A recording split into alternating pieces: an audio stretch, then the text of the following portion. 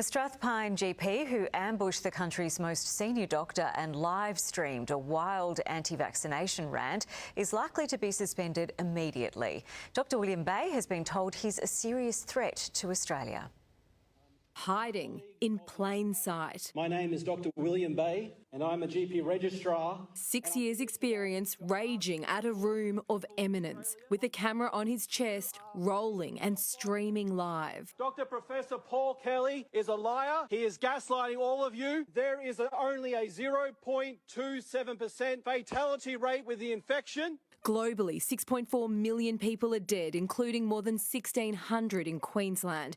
Doctors at the AMA conference walked out. Dr Bay was kicked out. 1 shot, 2 shots, 3 shots, 4. The GP registered at Strathpine calls himself a freedom fighter. Today is probably going to be the last day that I can use the word doctor in front of my name. The physician and propagandist, now star of podcasts, interviews and an investigation. AHPRA issued me some notification letters stating that I am a serious threat to the safety of Australians. They have said also that I'm not suitable to be a doctor anymore. Dr Bay is still registered. We will win! 29 people with COVID are fighting for life. 92.9% of Queenslanders are vaccinated. Erin Edwards, 7 News.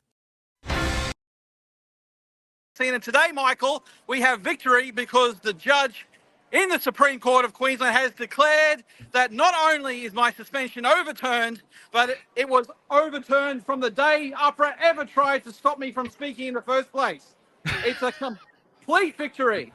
He's overturned the suspension. He's overturned the investigation. He's even dismissed the proceedings in the tribunal where AHPRA was until today trying to get me for professional misconduct for criticising Chief Medical Officer and Head of the CDC, Professor Paul Kelly. It's all gone. It's all finished. The judge has affirmed that freedom of speech is number one. The judge has affirmed that the doctor is in control of the doctor-patient relationships. The judge has made freedom a legality in this country from this day henceforth. We do have some good news on COVID.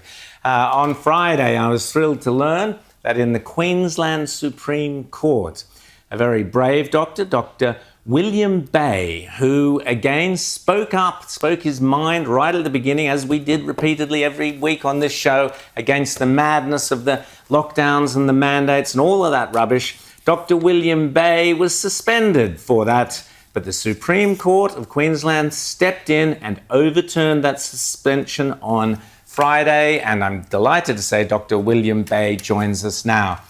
William, great to see you. A massive victory for you there and for all those people who suffered under COVID. Tell us briefly the story behind it, and then I'll get your thoughts on what's happened since Friday. So tell us the background of what happened. COVID was a pandemic, and the vaccines were forced onto people by the Australian government. The Australian Health Practitioner Regulation Agency and the Medical Board of Australia did a criminal thing in March of 2021 and issued a gag order to all nurses, doctors, psychologists and every other health practitioner in Australia to shut up and be quiet about the risks of the COVID so-called vaccines. This was disastrous for the health and safety of everyday Australians because it meant that doctors like me could not speak freely to our patients about the risks of these vaccines.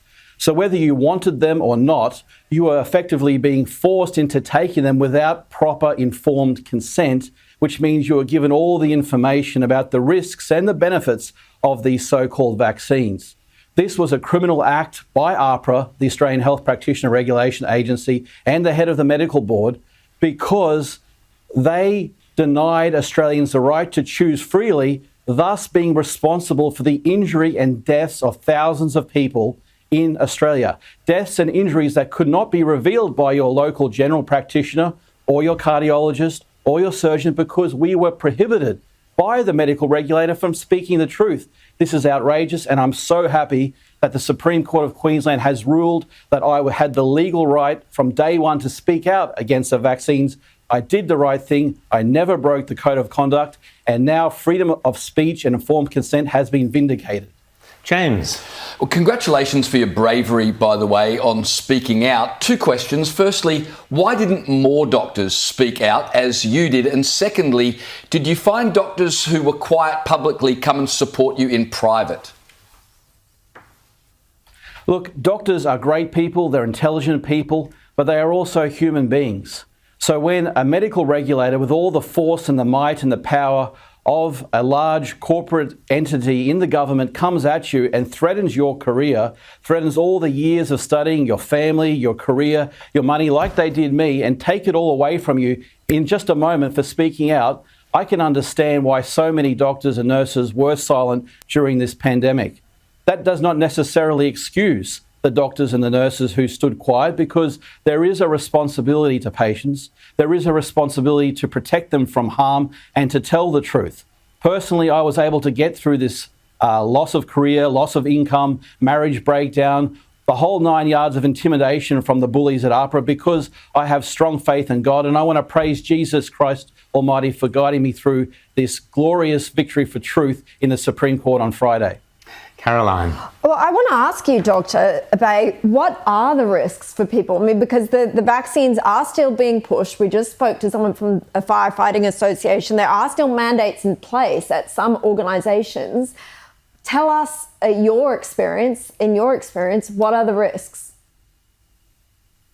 Yes, the risks are that clots in your bloodstream can occur, inflammation of your heart, turbo cancers, immune deficiencies, fertility problems, and there's also the fact that the vaccine doesn't work either to prevent against the virus.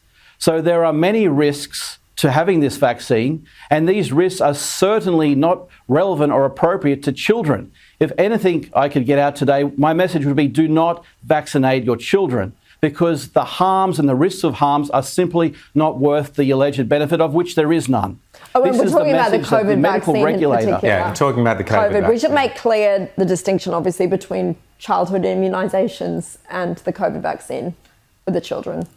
Yes, I am talking about the COVID vaccine, that this is the vaccine that was prevented to be talked about by the medical regulator. It's what they tried to stop me from talking about, because as they said in court, they did not want the authority of a medical practitioner such as myself speaking these words to the general public. So thank you so very much, Rowan, and the whole panel for allowing me the opportunity today to tell the Australian people that the risks of the vaccines have not been shared with you. You have not been given informed consent. People have died. People have been injured. Your doctors and nurses have been told to shut up, but no more, because the Supreme Court has ruled that freedom of speech and the right to informed consent lives again in this country.